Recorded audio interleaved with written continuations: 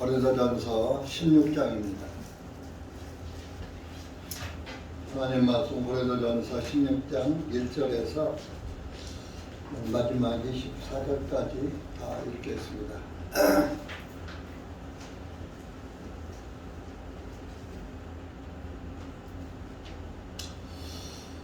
시작.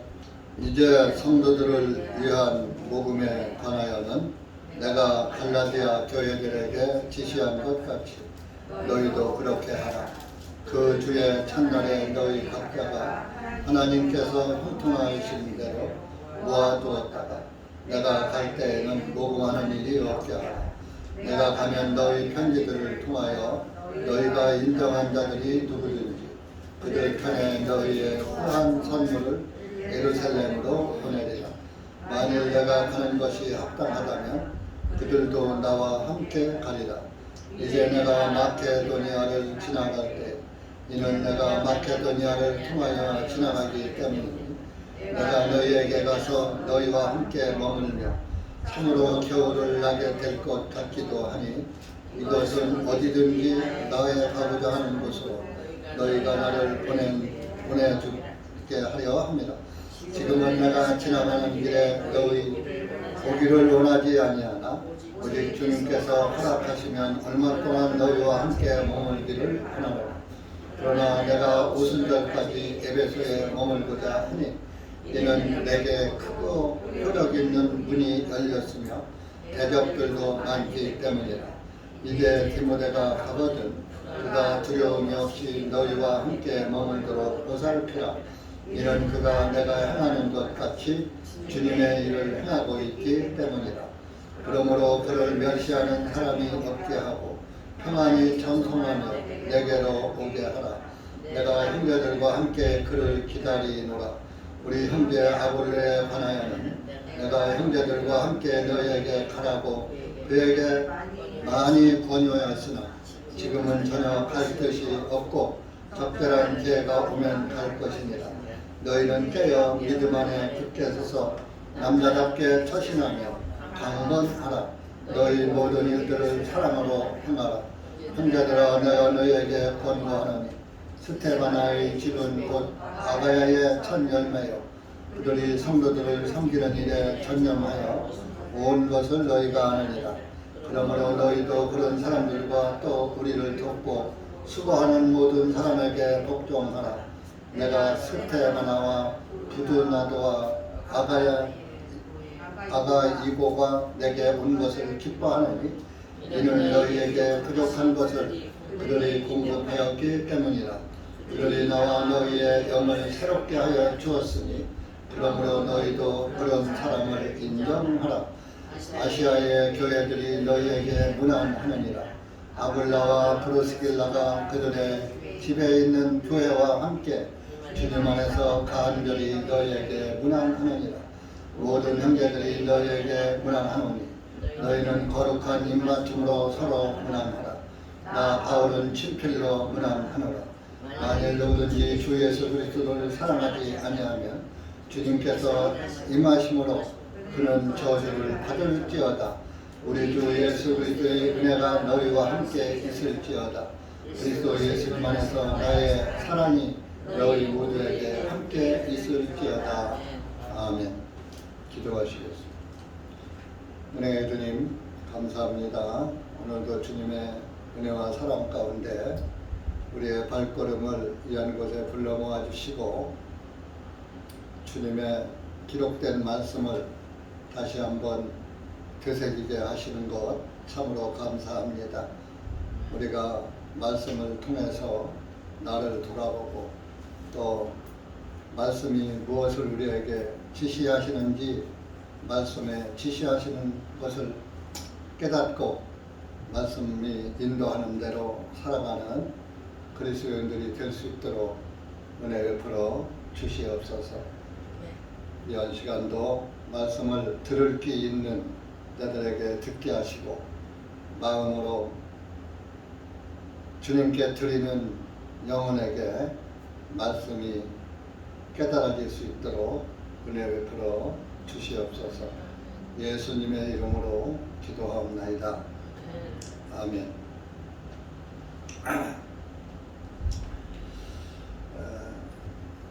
16장은 전반부가 모금에 관한 일입니다. 모금은 돈을 모으는 일이고요. 이것은 교회의 모금이 아니라 구제에 대한 그 모금을 말하는 거예요. 그래서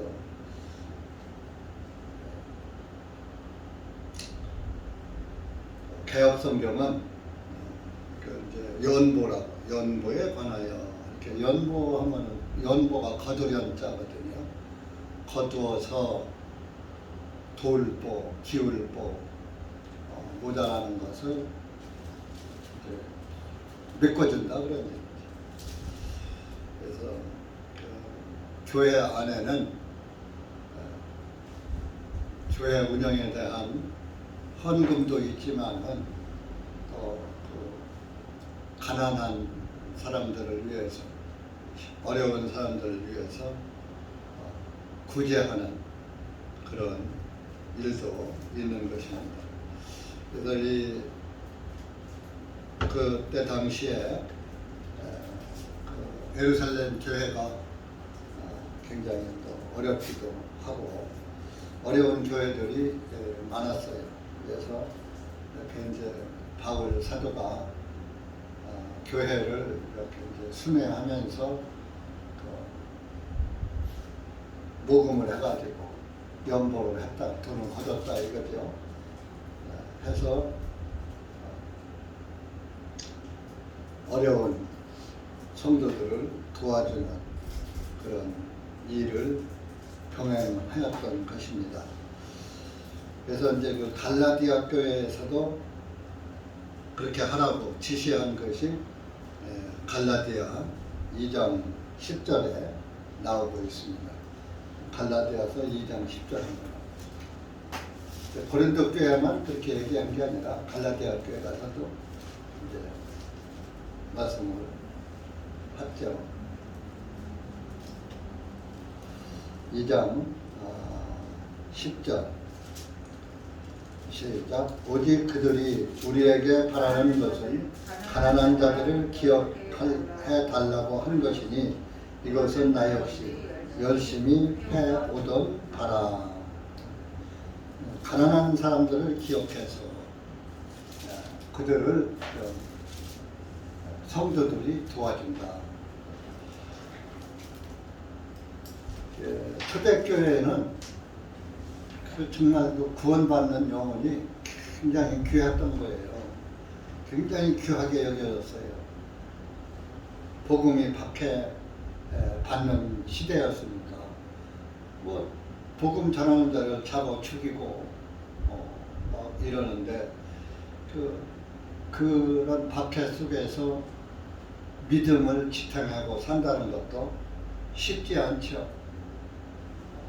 그래서 우리나라도 저 북한의 공산주의이기 때문에 교회가 존재할 수가 없어요. 주체 사상이라는 것은 김일성이가 주체가 돼서 김일성이를 우상화하는 것이 주체 사상이거든요. 그런데 그러다 보니까 교회가 자유롭지를 못해요. 그래서 북한은 지금도 성경을 가지고 있는 것이 발각되면 잡혀가요.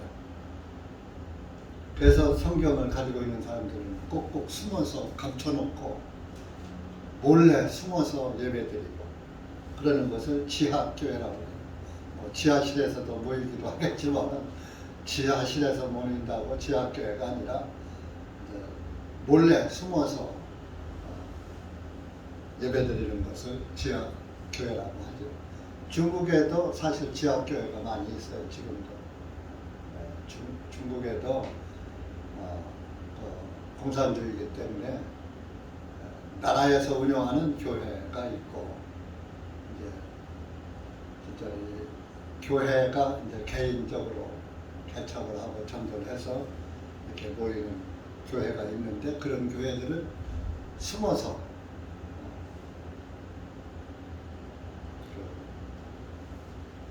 예배를 드리고 그럽니다. 이제 정부에서 그 인가한 교회를 삼자교회라고 해요. 삼자. 세 부류가 모여서 세 부류의 그 조직으로 만들어진 교회를 정부에서 만든 교회죠. 이제 그게 이름은 좋지요. 중국 기독교 삼자 애국운동위원회, 중국 기독교 삼자 애국운동위원회, 중국 기독교 협회, 또 전국 인민정치 협상회의, 뭐 이렇게 그 세 그 협회가 합동으로 교회를 설립해가지고 거기다가 목사를 이제 여기에서 보내는 거예요. 그리고 이제 월급도 거기서 주고 또 설교도 거기서 시키는 대로 해요. 그러니까 우리처럼 자유롭게 성경 찾아서 하는 게 아니에요. 이 말씀 전하라고. 그래서 이제 은근히 정부 정치적이죠. 그리고 이제 헌금 하라고 해가지고 헌금은 또 전부 자기들이 가져가고. 그 중국의 같은 데는 그 삼자교회. 모르는 사람이 볼 때는 야 중국에도 기독교가 있구나 이렇게 오해 한마디로 속이는 거죠. 북한에도 그런 또 평양에 봉습교회라는 교회가 있는데 또 선전용 교회죠. 외국인들 오면은 야 우리 공산주의라도 이렇게 기독교가 있어 하고 그 교회를 선전용으로 활용하고 있고 실제적으로 진실한 기독교인들은 다 수용소에다가 잡아넣는다 이겁니다. 왜? 기독교인들은 자기들이 끄는 대로 딸려가지 않거든. 하나님 외에 다른 무엇이라도 섬기지 말라고 하는 그 말씀을 믿기 때문에 김일성에게 경배할 수가 없죠. 더군다나 죽은 사람에게, 죽은 자에게 경배하지 말라고 합니다. 중국엔 지금도 미이라 만들어 놓고 태양궁전이라는 태양신, 우리의 태양이라고 해가지고 그 썩지 않게 김정일, 김일성 부자의 시신이 유리관 속에 있어서 그거 가서 바라보면서 거기다 경배하죠. 북한 국민들의 태양이라 그 사람들 태양이라 빛이라 그런 얘기. 이렇게 그런 그 교회들도 있습니다만은 오늘 우리나라 자유 대한민국에는 여러분들 행복한 줄 아세요? 믿음이 있는 사람들은 행복하고 믿음이 없는 사람은 뭐 교회까지 있든지 말든지 상관이 없겠죠. 그래서 이 교회들에게는 자기들만 잘 먹고 사는 것을 추구하는 것이 아니라 구원받은 형제자매가 어려우면 모금을 해가지고 교회들이 보태주는 사도행전에도 그런 기록이 있죠. 사도행전 11장 한번 보세요.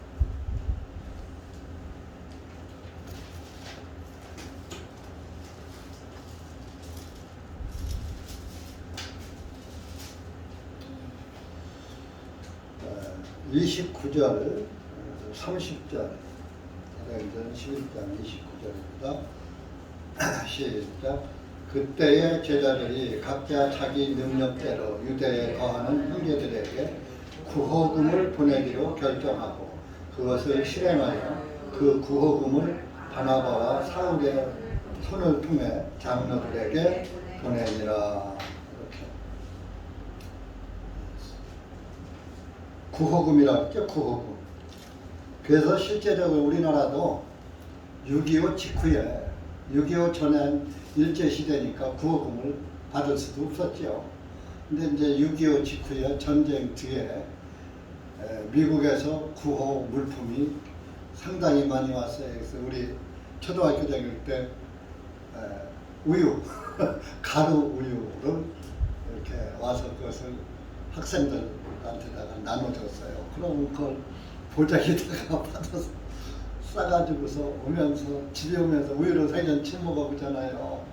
그 가루 우유를 손으로다 웅켜서 입에다가 먹으면 입이 하얘지면서 그게 또 입천장에 다 달라붙고 그 집에 가져와서 그것을 또 뭐 밥솥에다가 중탕으로 또 이렇게 쪄서 먹으면 왜 그렇게 딱딱한지 돌멩이 같은 거 그거를 또 이렇게 먹은 그런 기억이 나고 그러다가 이제 학교에서 이제 배급량이 줄으니까 이제 그 우유를 이제 큰 통에다가 끓여요. 물로다가 끓여서 그걸 한 잔씩 학생들에게 주고 그랬어요. 그 요즘 학생들은 뭐 요즘도 학교에서 뭐 우유 주는 것 같더라고요. 그런데 아버지가 그때는 그 끓인 우유도 어쩌면 그렇게 맛있는지 그런 적이 있어요. 그러면 왜 구호 물품이 우리나라에 왔을까요? 미국이 기독교 국가잖아요. 기독교 국가하고 미국은 부자나라고 그러니까 그때는 이승만 대통령이 미국 가서 있다가 미국서 유학하고 뭐 이렇게 하고 있다가 또 기독교인이고 그러다 보니까 이제 한국 대통령이 기독교인이고 또 미국 나라가 기독교 국가고 그러니까 한국은 구호 물품을 많이 보내줬어요. 심지어 그 무슨 사라호 태풍이라고 했나? 하여튼 그 태풍 불고 홍수가 많이 져서 농토가 많이 유실됐었어요. 그랬을 때도 그 수해 구호품이 우리 초등학교 다닐 때 와가지고 그 구호물품을 받은 그런 기억이 있습니다. 그래서 이 기독교인들은 자기만 잘 먹고 사는 것을 원칙으로 삼지 않고 가난한 사람을 돕는데 구제 생활에 아주 초대교회에 충실했다. 지금도 기독교 단체에서 많은 그런 그 해외 선교나 또 국내에 이런 사회 봉사를 많이 해요. 그런데 봉사는 많이 하는데 복음이 없지요. 인간의 행위에 의를 쌓는 거라서 조금 안타까운데 거기에 복음이 딱 얹어졌으면 참 금상첨화인데 하는 일은 잘하는데 복음이 없는 일을 하기 때문에 안타까운 그런 지경입니다. 그래서 사도 바울은 고린도 교회에다가 너희도 갈라디아 교회에서 한 것처럼 사도들이 한 것처럼 너희도 그렇게 하라 하고 이렇게 편지를 쓰시는 겁니다. 고린도 후서 8장 한번 가보세요.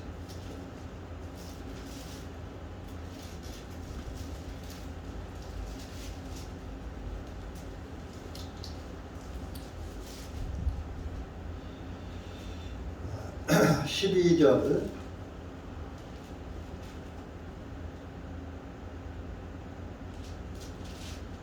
12절서부터 15절까지 시작.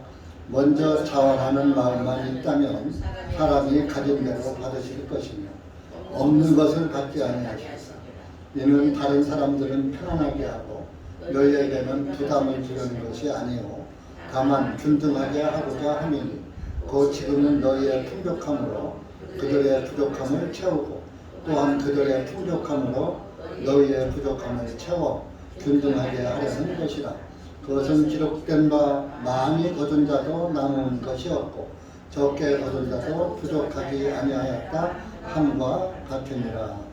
그래서 이렇게 좀 가진 사람들이 자원하는 마음이 있다면은 자원해서 좀 이렇게 내면은 하나님이 그런 거 참 기쁘게 받아줄 것이다. 없으면 못하는 것 아니냐. 없는 것을 받지 아니하시리라. 그래서 이런 그 연보를 하는 구제를 하는 것은 너희들 부담을 주려고 하는 것이 아니라 똑같이 잘 살게 균등하게 너무 요즘으로 말하면 빈부 차이가 너무 벌어지게 잘 먹는 사람 너무 잘 먹고 먹는 사람 너무 굶고 그런 거 없이 좀 잘 가진 사람이 나눠줘라. 그래서 서로가 다 같이 잘 먹고 잘 살자. 그게 이제 오늘날의 민주주의예요. 이제 그런데 또 이제 그 공산주의 사상도 또 해당이 되죠. 똑같이 우리 똑같이 나눠 먹고 살자. 그러니까 일을 안 해도 똑같이 주고 일을 부지런히 해도 똑같이 주니까 누가 일을 하려고 그래요? 그래서 공산주의 이념은 굉장히 이론상으로는 좋아요. 똑같이 공산이잖아요. 공산. 한 가지 공, 또 나을 산, 생산한다. 그래서 같이 공동으로 생산해서 공동으로 분배해서 똑같이 잘 먹고 잘 지내자. 좋지요. 그런데 그렇게 하면은 내일이 아닌 거야. 내일이 아니니까 열심히 해요, 안 해요? 하는 신용만 한다 이거요. 하는 신용만 하니까 일의 능률이 안 오르는 거예요. 그래서 이론과 실체는 다른 거예요. 공산주의 이론은 굉장히 좋지만 균등하게 하는 겁니다. 실제적으로 실제적인 면에서는 아니라 이겁니다. 오늘날 민노총 이런 것이 이제 그런 걸 주장하잖아요. 그러면 민노총의 그 간부들은요 일도 안 해요. 노조 사무실에 책상머리에 앉아가지고 억대가 넘는 연봉을 받아가요. 그리고 그저 민노총 소속한 사람들은 죽어라 일하고도 그 사람만큼 못 받아. 실제적으로 균등한 게 아니죠.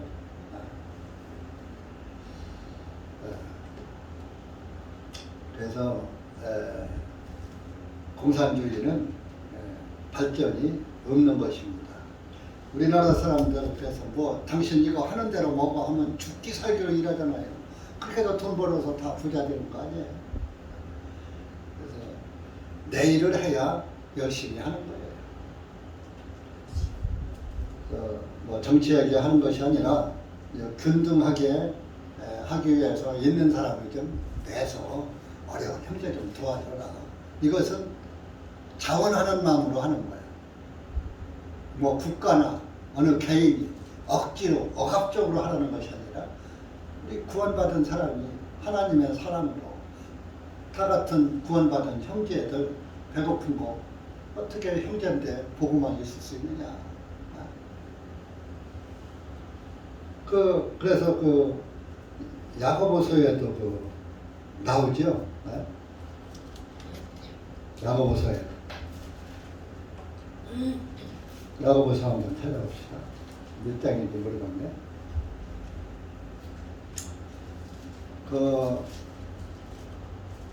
도와주지 않고 배불리 먹어라, 입으라 하면 되겠느냐. 도와주면서 해야지.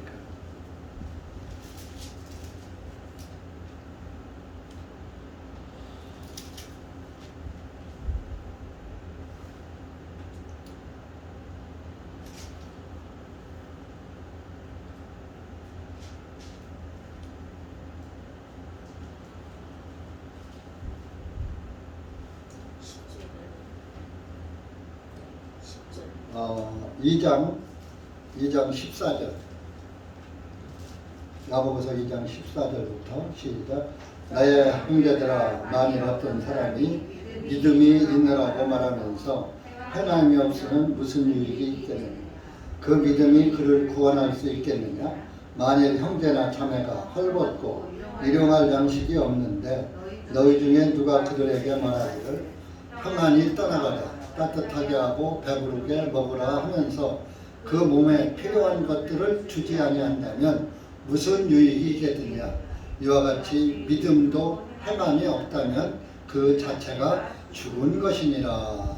이게 이제 15절, 16절 말씀처럼 일용할 양식이 없는데 헐벗고 입을 옷도 없는데 따뜻하게 왜 이렇게 옷 좀 잘 입고 다니지 왜 이렇게 옷을 춥게 입고 다녀.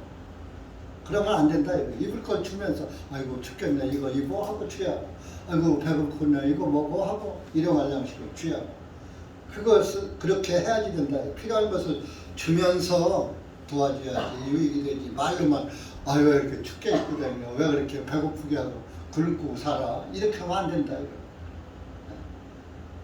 실제적으로 행하면서 주면서 입혀주고 먹여주면서 먹으라 배고프.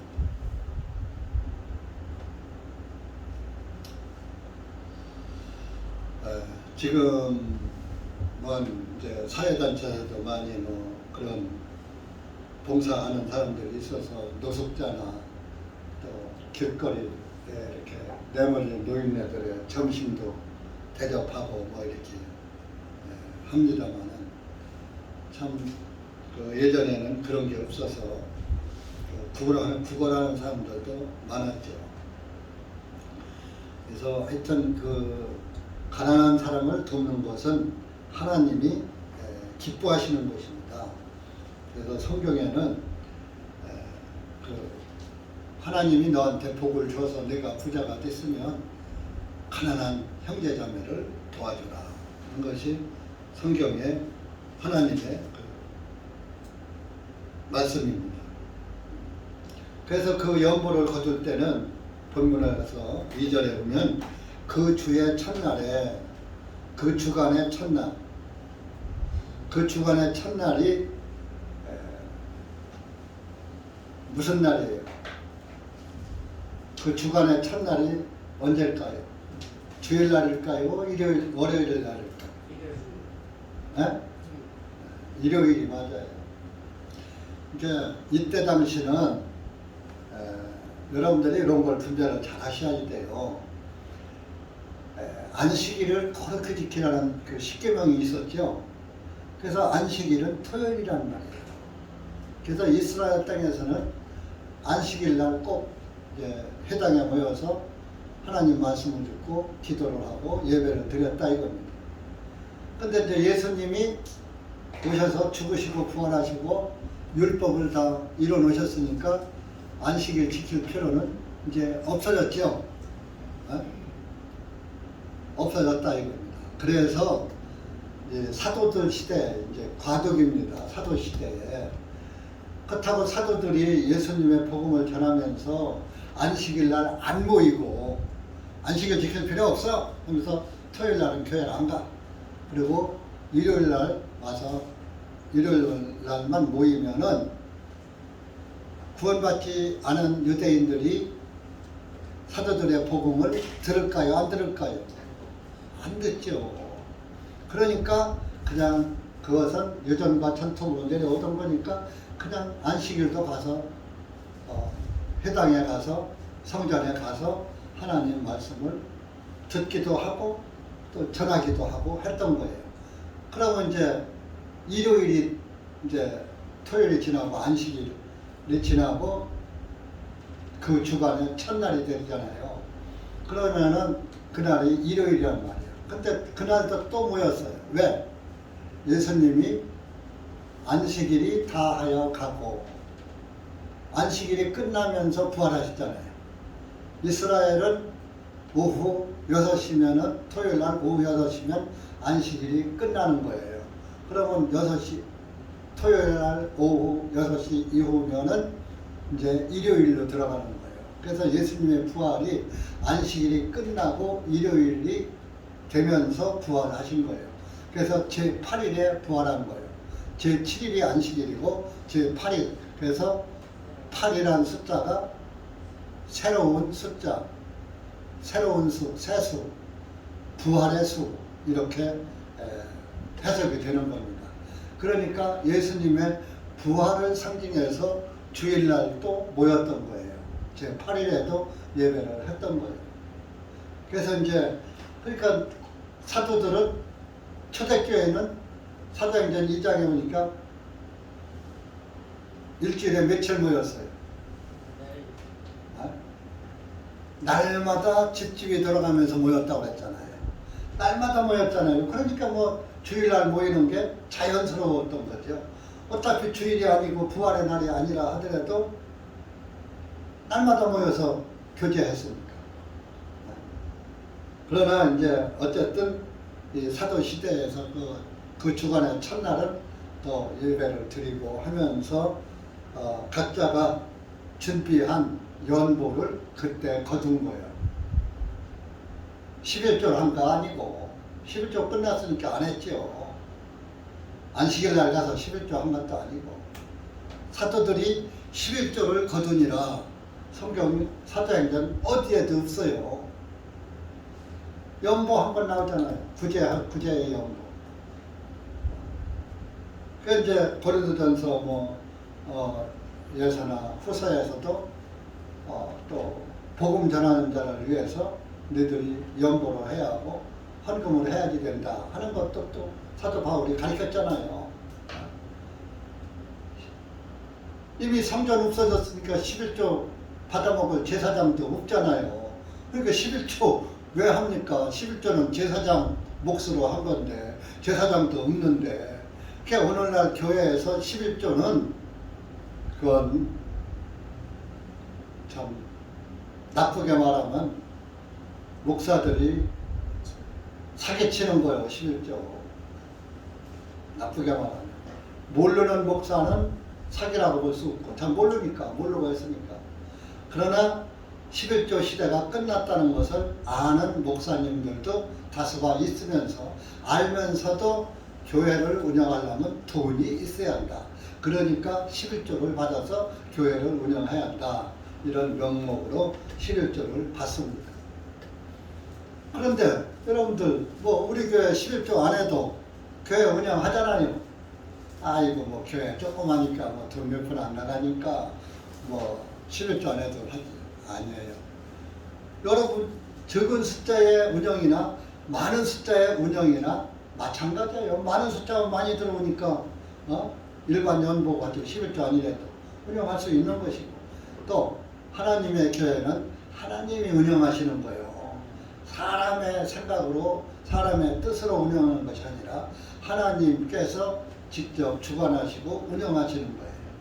여러분들의 마음을 감동시켜서 여러분들이 자유롭게 자원하는 마음으로 연보 헌금하시게 해가지고 그 교회의 입지출을 감당하게 하시고 남는 것으로 가난한 데를 돕는다든지 또 전도에 선교 헌금으로 쓴다든지 선교를 하려도 돈이 필요한 거예요. 이래서 선교사들을 파송하면 선교사에게 생활비를 보내주잖아요. 보낸 교회에서. 그러니까 선교사들이 해외 나가서 선교하면서 그 자기 파송한 교회에서 보내주는 돈으로 먹고 생활하면서 전도만 하는 거예요. 근데 그것을 누가 해야 되냐?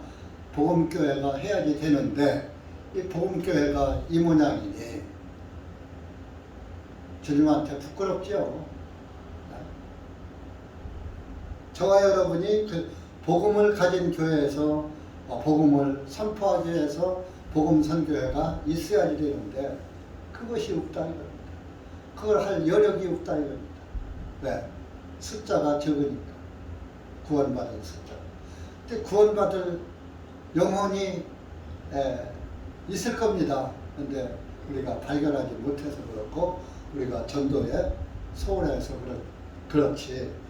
구원받을 영혼은 이 시간도 갈급한 영혼들이 많이 있는데 하도 많이 속고 세뇌가 되어가지고 영혼에서 복음에 대한 귀가 열리질 않죠. 길가에 떨어진 씨가 되는 거예요. 우리가 복음을 전하면 길가에 떨어진 씨가 돼가지고 공중의 새가 와서 다 먹어치워. 마귀교회. 그래서 여러분들 우리가 구원받은 것으로만 기뻐하지 말고 구원받았으면 구원받은 그리스도인으로서 어떻게 살아야 될까, 무엇을 해야지 될까, 주님의 복음을 위해서 무엇을 해야지 될까 하는 것을 위해서 기도하고 생각하면서 작은 일부터 우리가 당장 선교사를 파송하고 그 뒤를 감당하고 이런 입장 안 되잖아요. 작은 일에서부터 하나씩 이렇게 단계적으로 밟아 나가다 보면은 큰 일도 할 수가 있는 것입니다. 그래서 우리가 먹고 사는 것으로만 만족하지 말고 구원을 받았다면은 우리가 교회, 주님의 교회로서의 본분을 감당하는 그런 교회가 되어야지 되지 않겠나 하는 생각입니다. 그래서 이렇게 녹음한 것을 3절에 보면 너희의 후한 선물을 예루살렘으로 보내리라. 바울이 하는 얘기예요. 예루살렘 교회에 예루살렘에서 사도들을 파송해서 선교 자금도 대주고 했으니까 자기들이 선교하면서 구원받은 사람들에게 또 해서 예루살렘에 부족한 것을 채워주고, 그렇게 해서 예루살렘도 잘 살고 너희들도 하나님의 자녀들을 도왔으니까 서로가 잘 되는 고린도 후서 9장도 한번 말해보세요. 그래서 그런 것을 후하게 하라 그런 말씀을 하고 있죠.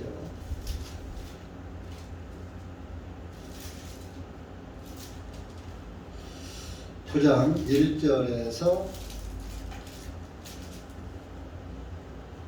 3절까지 시작. 성도들을 섬기는 일에 관하여는 내가 너희에게 쓸 필요가 없나니 이는 내가 너희의 마음의 열심을 알기 때문이다. 내가 너희를 마케도니아의 사람들에게 자랑하기를 아가야는 1년 전에 준비하였다 하였으니 너희의 열심이 참으로 많은 사람들을 감동시켰느니라. 그러나 내가 형제들을 보낸 것은 이 일에 있어서 너희에 대한 우리의 자랑이 헛되지 아니하도록 함이요 내가 말한 것과 같이 너희로 준비하게 하려 함이라. 이렇게 미리미리 이렇게 아가야에는 1년 전에 준비하여서 미리미리 준비했다가 바울이 오니까 우리 바울 사도가 바울 선생이 오면은 바울 형제가 오면은 우리가 이것을 미리 준비했다가 예루살렘으로 구제 헌금을 보내자. 이렇게 미리 1년 전부터 했더라고요. 그래서 나는 너희들의 그 열심에 정말 감동했다. 그런 말을 하는 거죠. 그것을 또 선물이라고 해서 선물 5절 가서 5절에서 7절까지 시작. 그러므로 나는 그 형제 고린도후서 9장 5절에서 그러므로 나는 그 형제들에게 권면하여 먼저 너희에게 가서 곧 너희가 전에 통보를 받은 적이 있는 너희의 후한 선물을 미리 준비하게 하는 것이 필요한 줄을 생각하였네. 이렇게 준비하는 것이 후한 선물 같고 탐욕에서 한 것 같지 아니하리라. 그러나 내가 이것을 말하노니 인색하게 뿌리는 자는 인색하게 거둘 것이요 또한 후하게 뿌리는 자는 후하게 거두리라. 각 사람은 자기 마음에 미리 정한 대로 할 것이요 마지못해 하거나 억지로 하지 말라. 이는 하나님께서는 기쁨으로 드리는 자를 사랑하시기 때문이라. 이렇게 준비한 연분 후한 선물 5절. 그것이 참 선물 같은 선물이다. 억지로 인색함으로 많은 사람들이 여기에서 헌금 하는 데만 적용을 시키는데 헌금을 꼭 인색하게 하지 말아라. 헌금에다가만 적용시켜서 헌금 독촉에 써먹는데 헌금은 자기 안에 감사가 있으면 스스로 하는 것이고 감사만큼 하는 거 아닙니까? 예수님이 말씀했잖아요. 50데나리온 탕감받은 자는 50데나리온에 감사가 있다. 500데나리온 탕감받은 자는 500데나리온에 감사가 있다. 자기 구원받은 감사에 따라서 연보를 하는 것이지. 정해놓고 뭐 누가 정해줘서 억지로 하는 건 아니다. 여기는 이런 구제 헌금이나 이런 모금을 할 때에 남 돕는 모금을 할 때 뭐 없어서 뭐라는 건 어쩔 수 없지만 있으면서도 인색하고 억지로 하기 싫은 거 억지로 뭐 이렇게 하는 것은 좋지 않다. 그렇게 하지 말고 내 마음에서 정한 대로 해라. 네가 하고 싶은 대로 해라. 이렇게 구제의 연보도 구제의 모금도 강요에 의해서 하지 말고 내 마음에서 허용되는 대로 편한 대로 해라. 그런 억지로 하지 말라. 하나님께서는 기쁨으로 드리는 자를 사랑하시고 기쁘고 즐거움으로 해라. 여러분들 연보도 기쁘고 즐거움으로 해야 하고 또 어떤 구제 헌금도 기쁘고 즐거움으로 해야지. 또 해. 지난번에 돈 걷어줬는데 또 해. 올 때마다 해. 이러면 안 돼.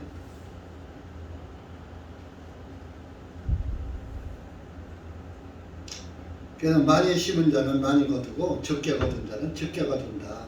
그래서 씨 뿌리는 비유로도 말씀을 한 바가 있습니다. 그래서 오늘 16장의 말씀은 교회 헌금을 말한 게 아니라 구제 헌금에 대해서 말씀하는 라는 것을 아시기 바랍니다. 그렇게 해서 이제 사도 바울은 이렇게 이제 순회를 하면서 고린도 교회에다가 편지를 이제 두 번째 편지, 첫 번째 편지 마무리가 16장이죠. 내가 너희들한테 간다. 나 너희들한테 너희 교회에 가려고 하는데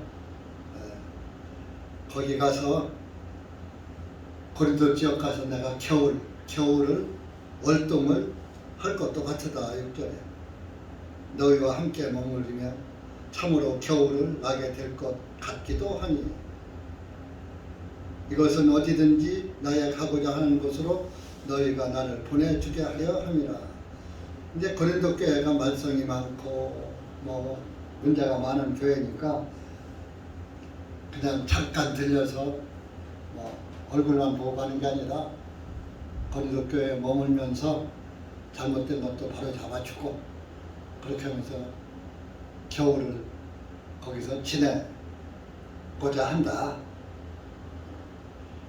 이렇게 하는 것은 너희들한테 내가 이제 할 만큼 하고 또 거기에서 너희들이 또 노자 얼마 여비 얼마 보태주면은 또 내가 또 다른 곳으로 또 갈 거 아니냐 그런 얘기. 바울은 이렇게 저처럼 한 군데에서 말뚝 바꿔서 복음 전하는 게 아니라 순회 전도자죠.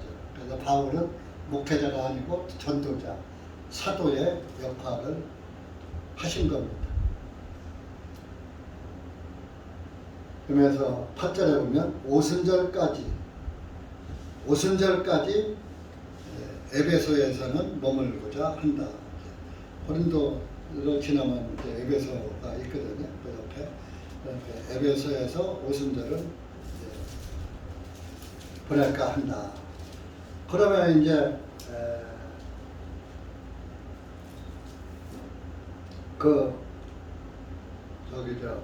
고린도 교회가 자리가 비잖아요. 아무도 전도자는 없잖아요. 그러니까 10절에 보면 디모데를 이제 고린도 교회에다가 보내준다 이런 얘기입니다. 말씀은 자꾸 들어야 하고 성령의 교제는 이루어져야 되니까 디모데는 바울이 가장 믿는 형제잖아요. 그래서 신실한 디모데, 내 아들 디모데, 이렇게 표현을 한 것입니다. 그래서 디모데가 가거든 그가 두려움이 없이 너희와 함께 머물도록 보살피라. 아니 고린도교회 전도하러 갔는데 뭐가 두려우냐. 그때 당시는 복음 전도자들은 겁박하는 자가 많은 거예요. 협박하는 자가 많은 거예요. 율법적인 그 유대인들은 복음주의자를 늘 협박하고 핍박했거든요. 그러니까 항상 그 두려움, 위험을 무릅쓰고 다니는 거예요. 그러니까 너희들이 잘 보살펴줘라. 두려움이 안전하게. 왜 그러냐? 그가 내게 행하는 것 같이 주님의 일을 행하고 있기 때문이다. 자기가 주님의 복음을 전도하듯이 디모데도 또 내가 하는 것처럼 똑같이 아주 잘못되지 않게 올바르게 주님의 일을 잘하고 있는 그런 신실한 사람이다.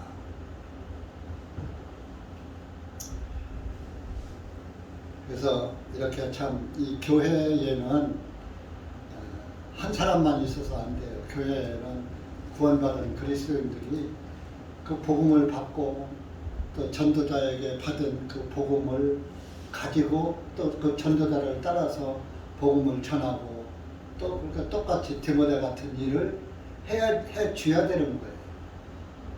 근데 참 우리 교회는 좀 사람이 너무 없다 보니까 저에 대한 조력자가 없어요. 제가 그릇이 못돼서 전도를 못해서 그런지 눈에 띄게 그 자매님들은 참 조력자가 좀 있는데 형제들의 조력자가 없다 이겁니다. 그런데 우리 교회의 특성상 자매는 교회 안에서 조용히 교회 복음을 위해서 기도하고 돕도록 되어 있지 전면에 나서서 사역자의 일을 할 수가 없는 거 아닙니까? 성경적으로.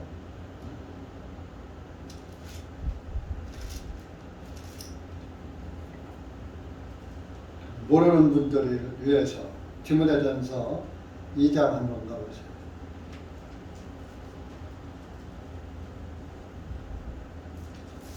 여자는 목사를 하면 안 돼요. 여자 중에서 목사할 사람이 뭐 있지도 않지만 우리 교회는 하면 안 된다 이겁니다. 11절,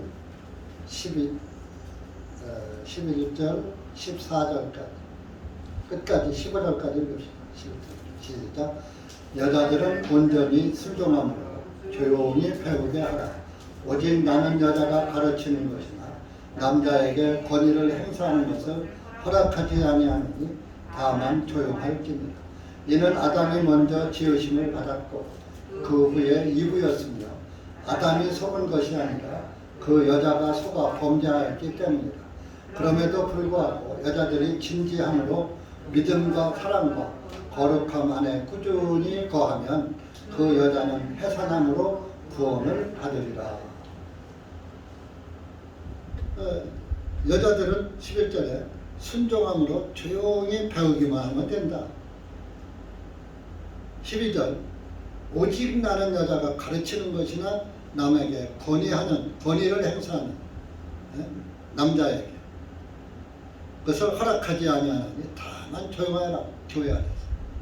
그러니까 오늘날 제가 그 여자 목사의 남편들을 한 몇 사람 이렇게 대해본 적이 있어요. 근데 그 사람들은 태어나길 그렇게 태어나서 자기 부인한테 그렇게 순종하고 충성하는지 모르는데 하여튼 남편들, 여자 목사의 남편들은 한결같이 자기 아내에게 복종하고 순종해. 목사님 하면서. 근데 어떤 남편은 저한테 그러더라고요. 여자 목사의 남편들끼리도 한번 모임을 가졌으면 좋겠다. 그런 얘기를 나한테 하더라고. 왜? 자기 부인 목사한테 노상 억누름을 받으니까 속이 답답하다 이거지. 그러니까 밖에 나가서 같은 처지에 있는 사람들끼리 서로 소해를 주고받으면 마음이 좀 트일 거 아니냐, 속이 트일 거 아니냐, 이제 그런 뜻에서 말하는 것 같더라고요. 그래서 참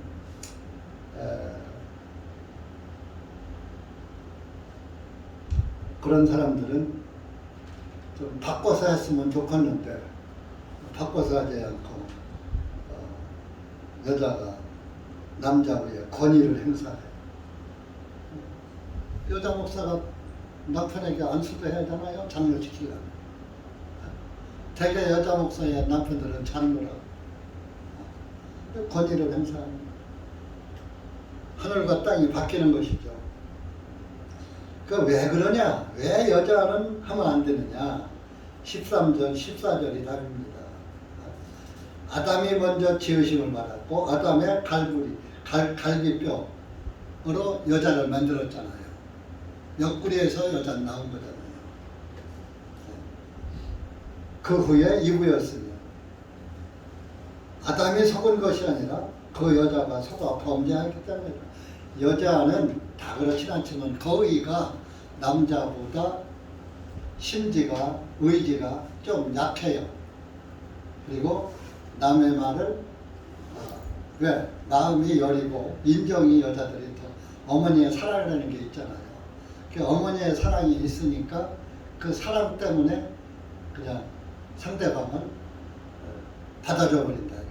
그래서 집에 아버지가 없으면 옛날에 그 아버지가 없는 과부의 자식은 혼인도 하지 말라 그랬어요. 보리장머리 없다. 왜?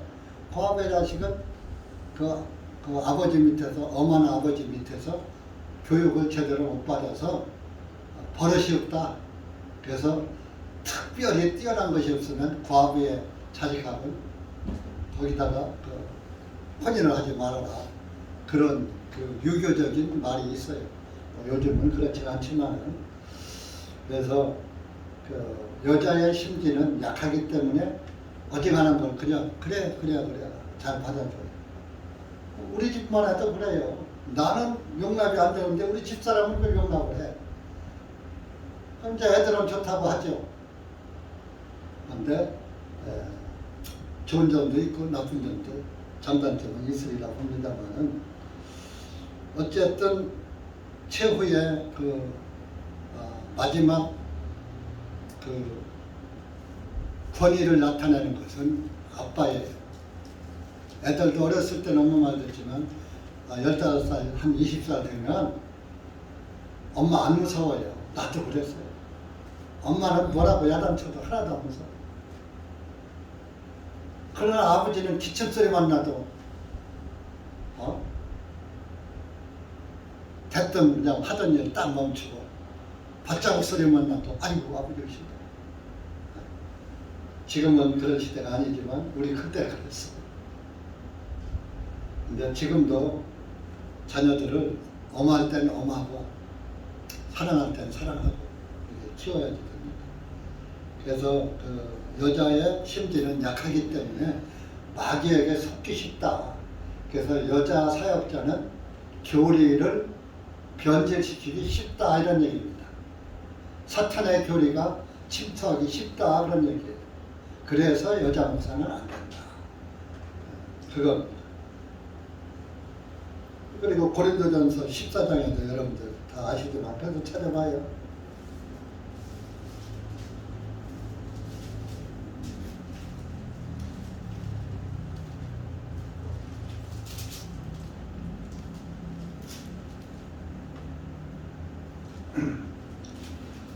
아, 14장 34절 35절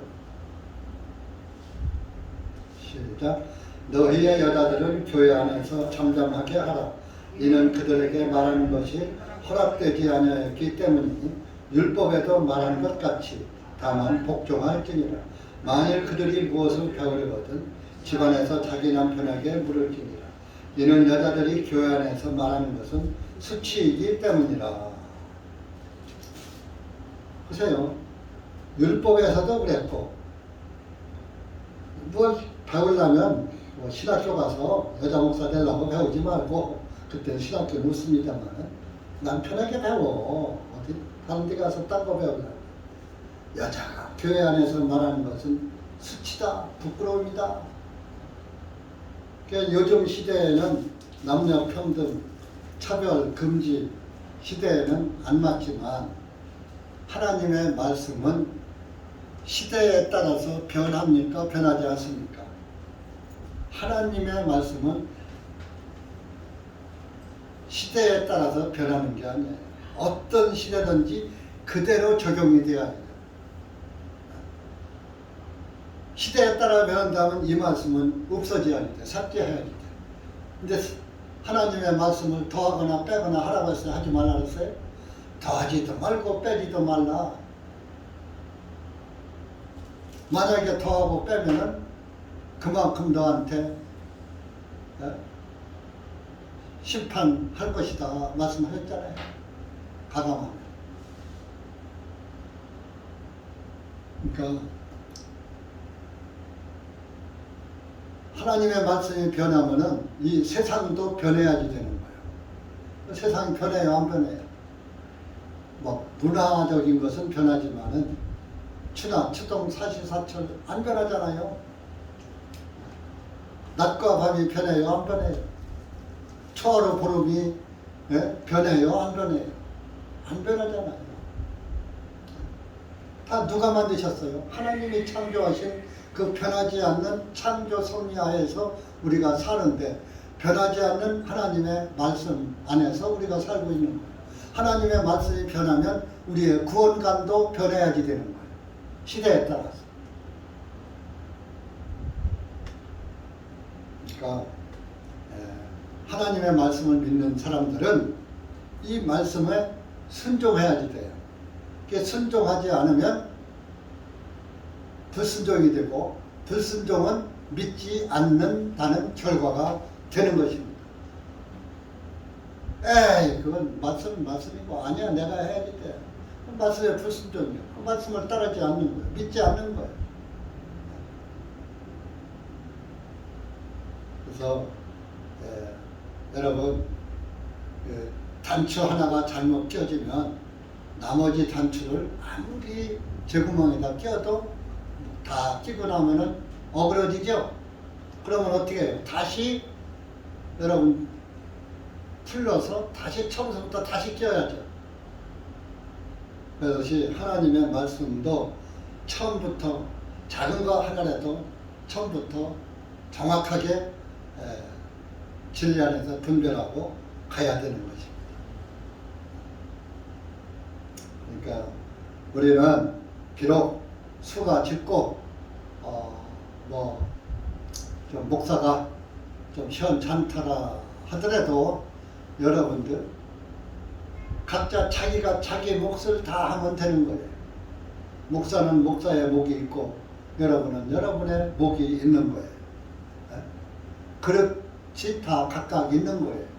그러니까 자기 그릇대로 자기가 받은 은혜대로 은사대로 주님을 섬기면 되는 거예요. 그래서 바울은 이런 편지를 쓰면서 마지막 뭐라고 했는지 아세요? 20절 한번 가보세요.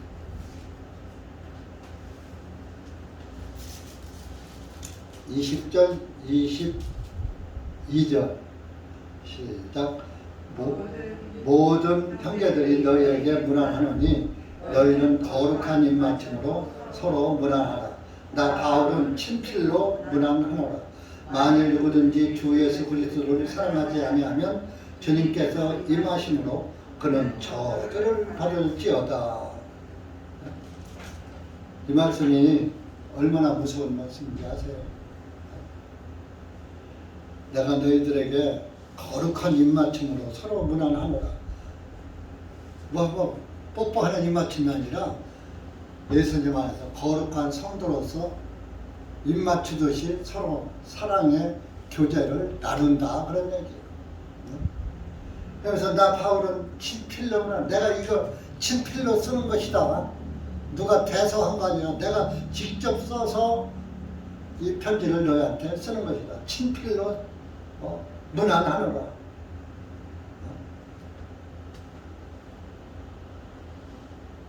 중요할 때마다 바울은 친필이라는 것을 강조했어요. 데살로니가 후서 3장으로 가보세요.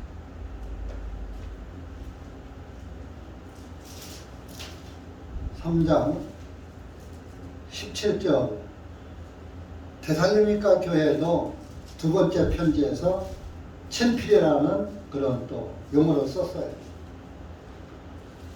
바울의 서신이 다 친필로 썼지만은 이렇게 친필을 주장한 것은 몇 군데 안 돼요. 17절 시작. 나 바울은 친필로 문안하노라. 이는 편지마다 증표가 되므로 이렇게 쓰노라. 데살로니가 교회에도 친필을 했고 갈라디아 교회도 친필이라고 또 주장해요. 갈라디아 교회도 문제가 또 많았거든. 그러니까 문제가 많은 교회한테는 친필이라는 것을 더 주장했어요. 갈라디아서 6장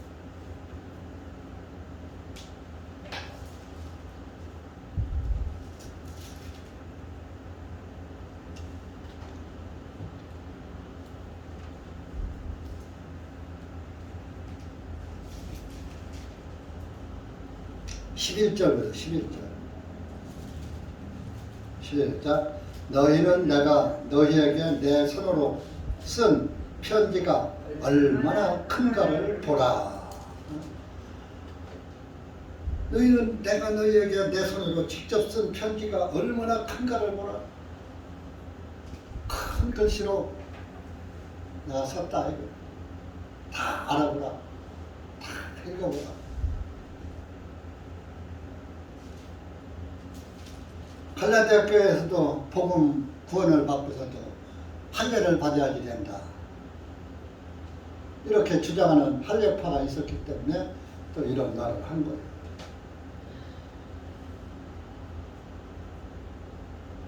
그래서 오늘날 우리가 이 친필이라는 것을 고린도 교회 문제가 많았구나.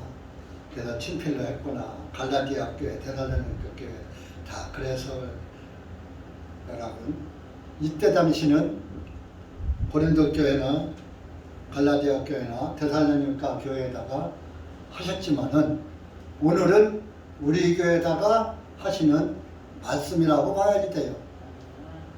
사실 우리 교회가 고린도 교회가 문제가 많다는 것을 알지만 고린도 교회만 더 못해.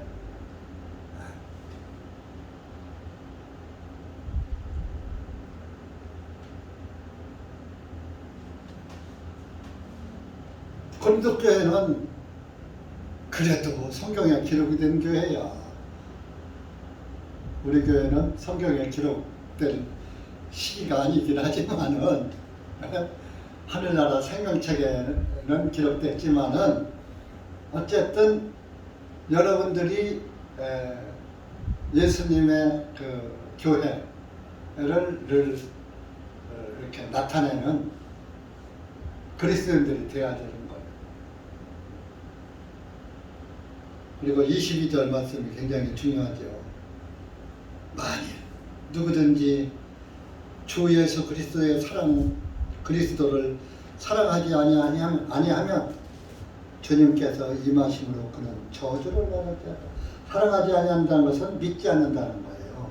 예수 그리스도를 믿지 아니하면, 예수 그리스도의 사랑을 믿지 아니하면 저주받는다. 언제? 예수님 오실 때. 이거는 사도 바울이 한 것이지만 예수님도 직접 이런 말씀을 하셨어요. 누가복음 19장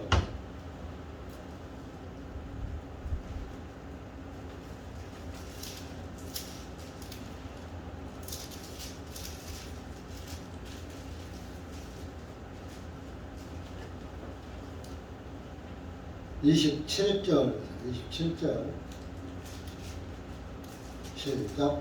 그러나 내가 그들을 통치하는 것을 원하지 아니한 내 원수들을 이리로 끌어내어 내 앞에서 그들을 죽이라 하였느니라 하시니라.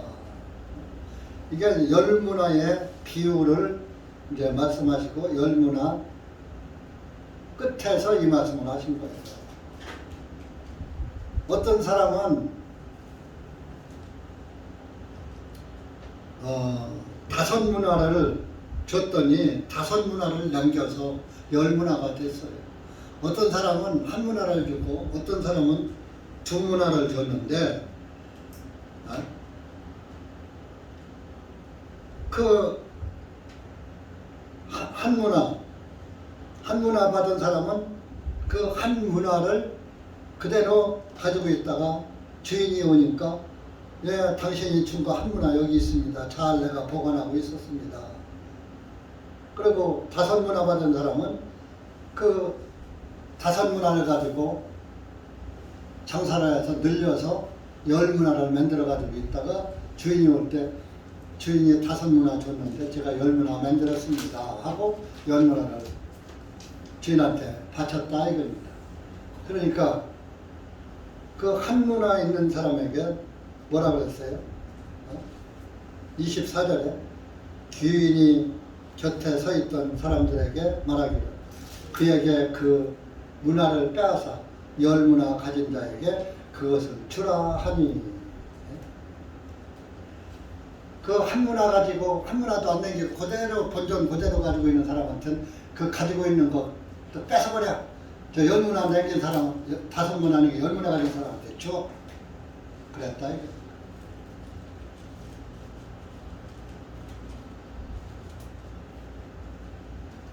그럼 이 한 문화를 가진 사람은 그 한 문화를 빼앗기는 거예요.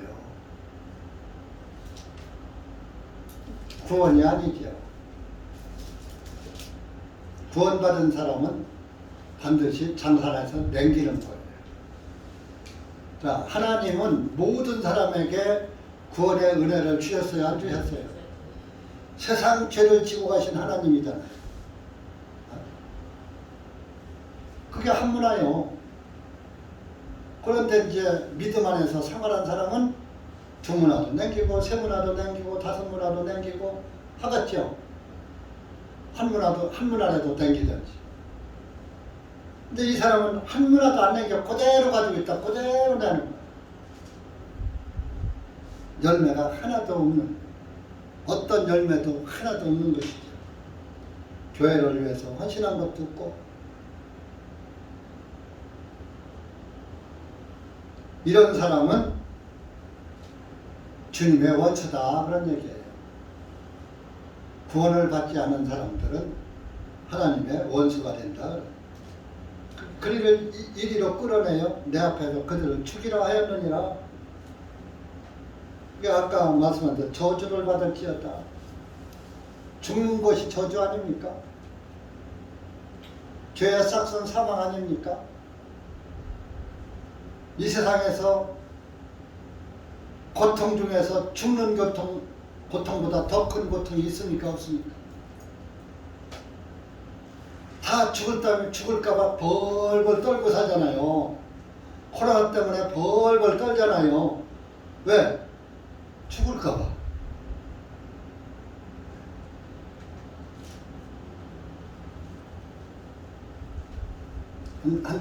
한 줄 더 요한복음 3장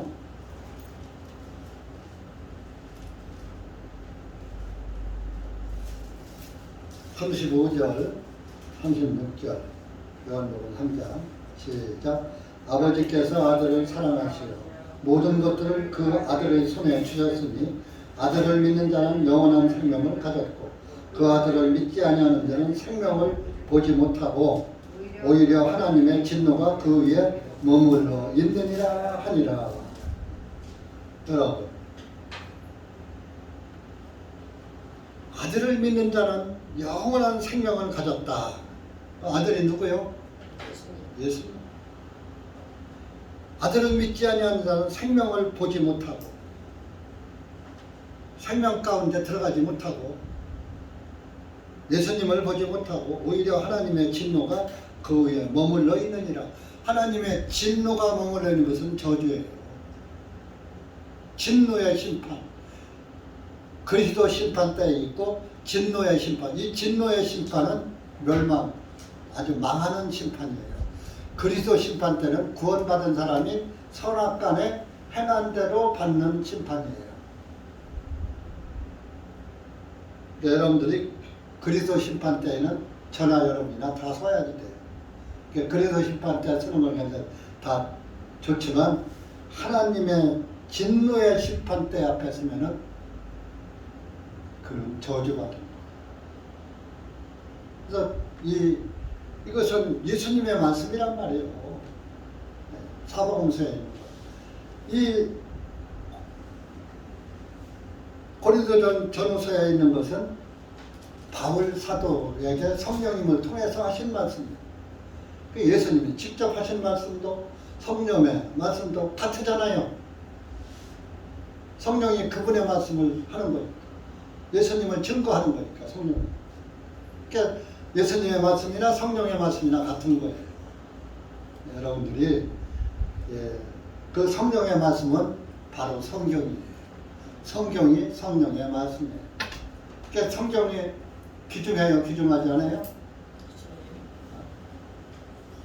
그리스도인들이 이 성경을 손에서 놔야 해요? 놓지 말아야 해요? 사자성어로 숲을 석권이라고 그랬어요.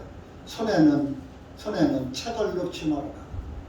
항상 그건 유교 사상에서 한 얘기예요. 책을 항상 읽으라 그런 얘기예요. 그러니까 여러분들은 성경을 항상 읽어야 해요. 이게 누구 말씀이야? 하나님 말씀. 예배당 다니면서 성경 가지고 다니기 싫어가지고 예배당에 감춰놓고 다니고 나도 아는데 성령님이 물어주겠어요? 하나님이 물어주겠어요? 아, 집에 있어요. 우리 집에 성경. 있는 거 하고 내가 늘 가지고 지니고 다니는 거 하고 같아요. 우리 집에 금송아지 싸놓으면 뭐해요? 집에 있는 소금이 여기 와서 간 역할 할 수 있어요? 항상 가지고 다니다 전도도 할 때도 소년표도 전도도 하고 그래야지. 기도합시다. 은혜의 주님 감사합니다. 오늘 우리가 고린도 전서 16장 말씀을 통해서 다시 한번 교회의 구제의 연보와 또 이렇게 교회 안에서 우리가 이 마지막 때에 주님의 교회 안에서 어떠한 믿음으로 살아야 할 것인가, 어떤 믿음 안에서 생활해야 될 것인가 하는 것을 그 바울 사도의 친필 편지를 통해서 성령님의 친필 편지를 통해서 살펴보았습니다. 하나님 아버지 감사합니다. 이 게으르고 나태하고 불쌍한 우리를 구원해 주셔서 이렇게 하나님을 아바 아버지라 부를 수 있도록 은혜 주셔서 감사합니다. 그러나 우리가 이렇게 게으르고 나태하고 주님 앞에 드릴 것이 없습니다. 우리가 이 시간부터라도 항상 마음으로 기도하며 한 영혼을이라도 주님의 생명 안으로 인도할 수 있도록 은혜 베풀어 주셔서 주님의 복음이 땅에 세상에 묻히지 않도록 주님의 복음의 빛을 발하는 우리 대전교회가 될 수 있도록 역사하여 주시옵소서. 예수님의 이름으로 감사하며 간절히 기도하옵나이다. 아멘.